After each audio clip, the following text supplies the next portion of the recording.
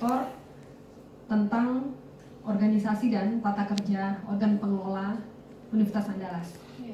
Jadi SOPK kita yang baru. Nah, ini khusus untuk kantor layanan nasional itu di pasal 325. Next. Mungkin nggak kelihatan strukturnya, tapi ya setelah rektor itu sebelah kanannya adalah sekretaris universitas. Di bawah sekretaris universitas bisa di point buku kita. Nggak pakai kursornya.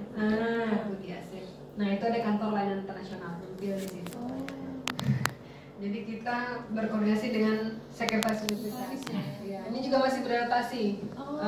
Punya orang tua baru juga. Dengan aturan baru ya, dengan tupoksi baru. Kalau dulu kita di bawah wakil rektor 4. Nah, wakil rektor 4 itu ada direktur kerjasama dan hilirisasi riset yang Pak Maki yang mohon izin tidak hadir pagi ini. Lalu di bawah direktur kerjasama itu ada Pak Arventius dan Pak Fengki. Ya, lalu LPPM itu di bawah bidang 4 karena berhubungan dengan riset. Ya. Lalu ada untuk yang saya juga pengembangannya. Nah, jadi itu perubahan-perubahan yang cukup signifikan sebenarnya kalau itu di bidang kerjasama. Ya, jadi pertimbangan Pak Rektor, pimpinan meletakkan kantor layanan nasional di bawah sekretaris universitas. Kalau Bapak Ibu biasa dengar istilahnya KUI ya? KUI ya, kan? Perusahaan internasional. Di Pekalongan udah ikut di WAG-nya KUI Indonesia? Kita belum, karena belum ada. Belum ada ya? Oke, iya. nanti bisa saya. Ada dulu baru nanti. Iya. Jadi KUI, dulu kita juga dipanggil KUI awalnya. Jadi KUI itu kantor ini itu. Segalanya KUI. Iya, jadi apa kan ya? Iya, iya. Ada tugas datang, KUI juga ada. Ya pokoknya namanya asing-asing, internasional itu KUI. Ya, jadi kantor ini itu segalanya. Jadi kita memfasilitasi itu. Oke, next. Ya ini di dalam peraturan rektor tersebut ada fungsi, tugas dan wewenang. Nanti saya bisa share ini bahannya. Jadi intinya adalah bagaimana kita di kantor layanan internasional melakukan kerjasama internasional dan internasionalisasi UNAN.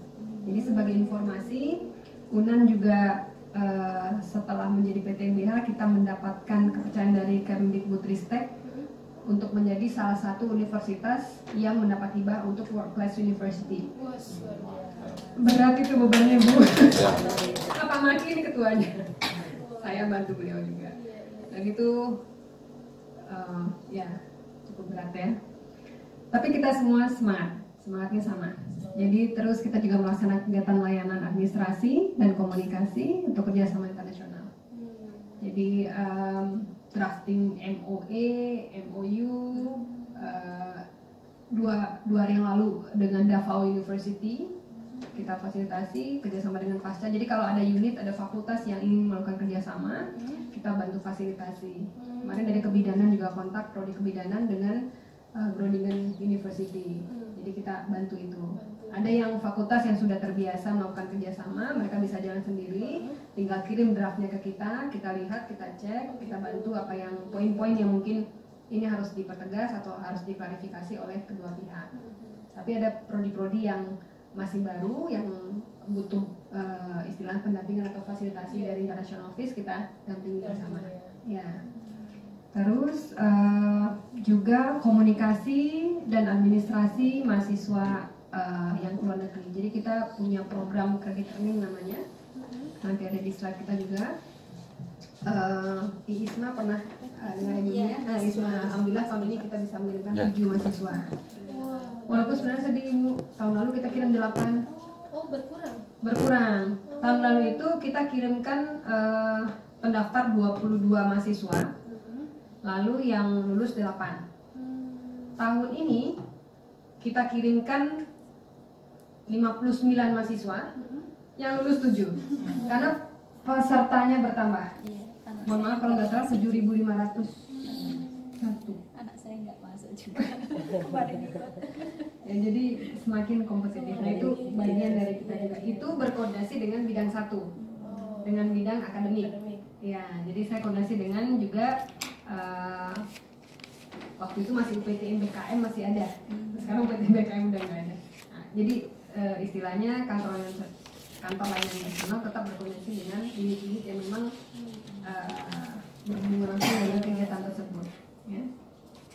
Lalu layanan administrasi dosen dan mahasiswa asing, jadi kita memberikan bantuan beasiswa kepada mahasiswa asing kita. Dosen asing kita juga kita beri honor, ya, walaupun saat ini lagi zero dosen asingnya, ya, karena kita punya 6 sebelumnya, punya 5 sudah pada kembali ke negaranya karena COVID tahun 2020, embassy mereka manggil mereka dan mereka harus kembali ke negara masing-masing.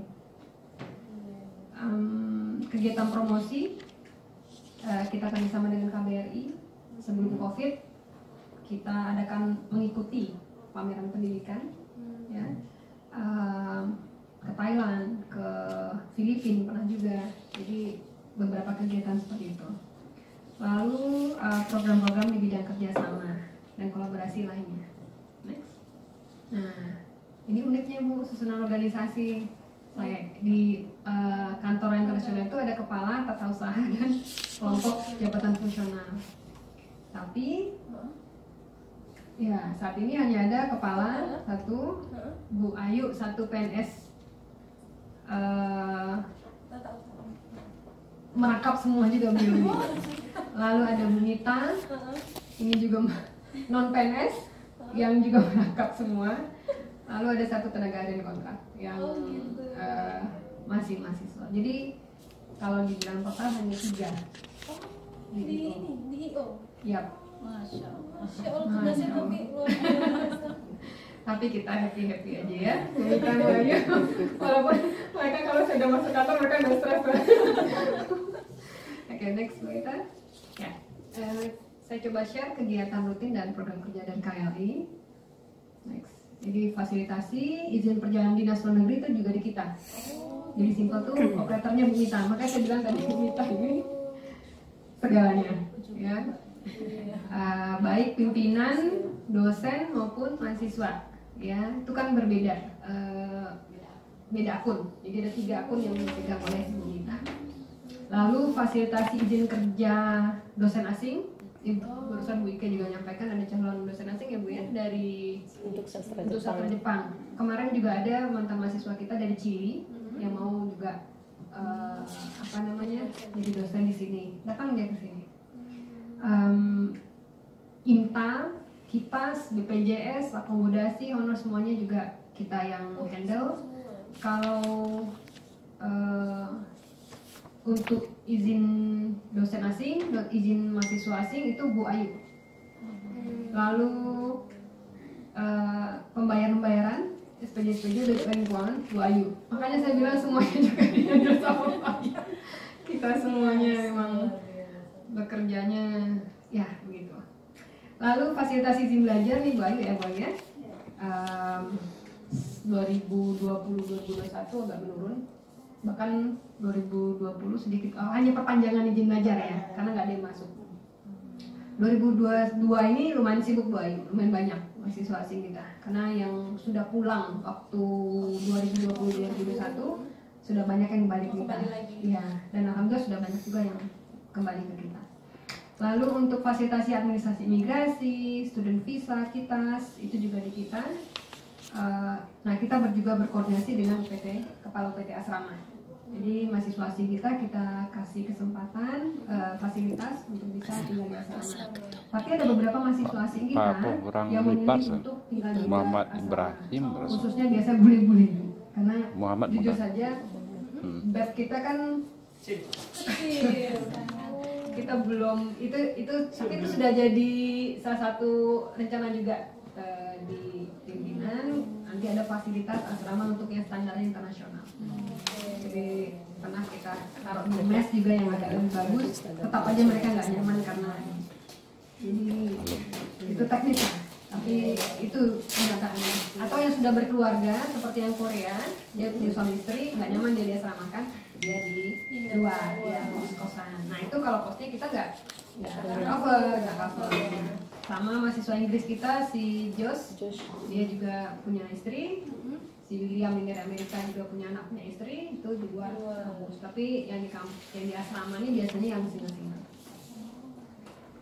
Lalu pemberian beasiswa mahasiswa tadi dijelaskan. Next.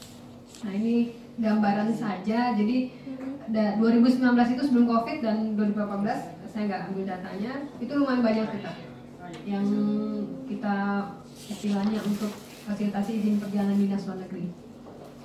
Bapak Ibu bisa lihat 2020-2021 itu sangat sedikit sekali. 2022 ini data terakhir 10 Agustus kemarin ya, bisa ya? Ya, jadi alhamdulillah semakin meningkat.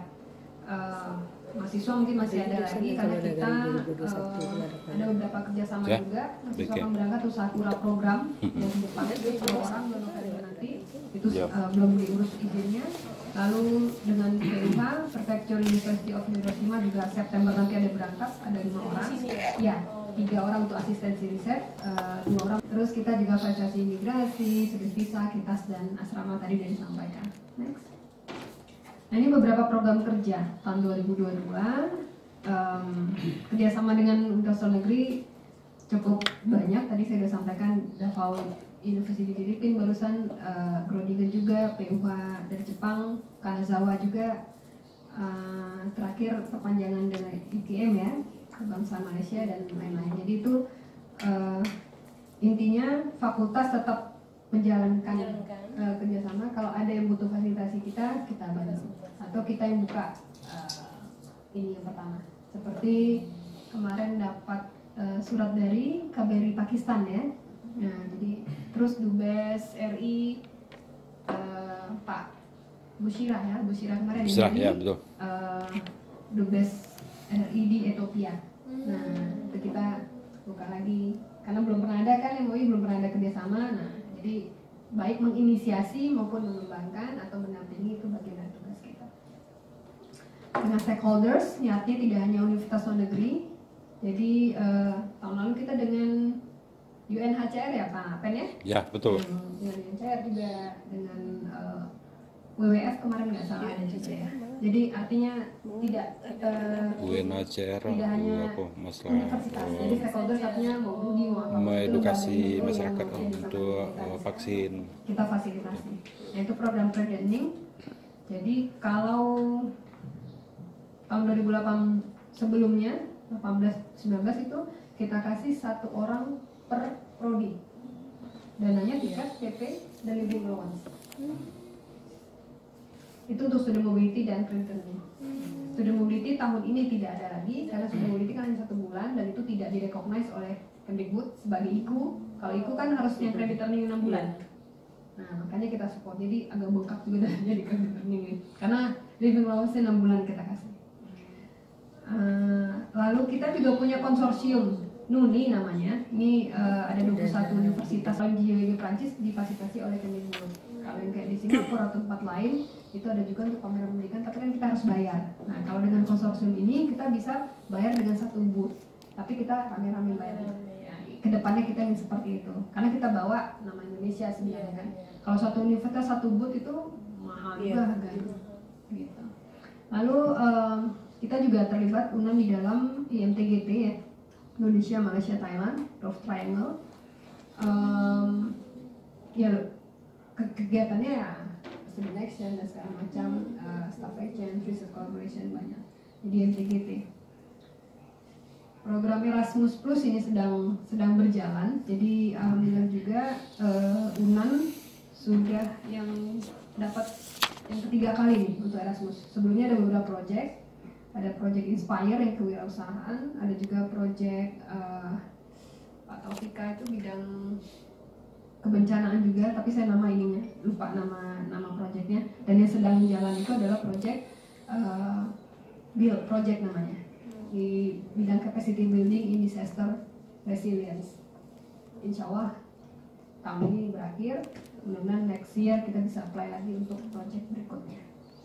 Lalu kita biasanya tiap tahun ada International Cultural Day Competition, lalu ada juga program pengembangan kerjasama internasional. Ini tahun 2002 kita dilihat di dalam anggaran, 2 tahun terakhir kita lakukan itu. Artinya gini, kita berikan bantuan hibah kepada prodi 10 juta, 1 proposal untuk dapat melakukan kerjasama dengan prodi di perguruan tinggi luar negeri. Jadi prodi itu prodi. Iya, kita kan sudah punya MOU nih. MOU kan U to U. Kalau MOE kan based on activity-nya. Prodi-prodi.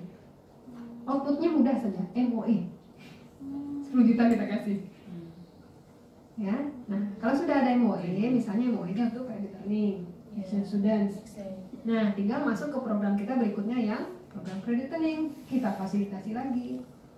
Karena contohnya kasus, mohon maaf Bu Ike, saya pakai kasus FIB ya. Ada dari FIB ada yang lulus credit earning, ada yang memilih satu universitas tertentu, tapi tidak ada MOE-nya, sehingga mahasiswa kita harus membayar ke universitas tersebut. Nah, dengan MOE kita kan berharap ada item-item tertentu di mana nanti di dalamnya mereka akan menerima mahasiswa kita at least free tuition fee, at least dikasih akomodasi. Kalau mahasiswa kita ke situ, dan kalau mahasiswa mereka ke tempat kita kan memberikan hal yang sama, free tuition fee dan lain-lain. Kan itu gunanya MOE. Nah, itu tuh pancingannya itu sebenarnya.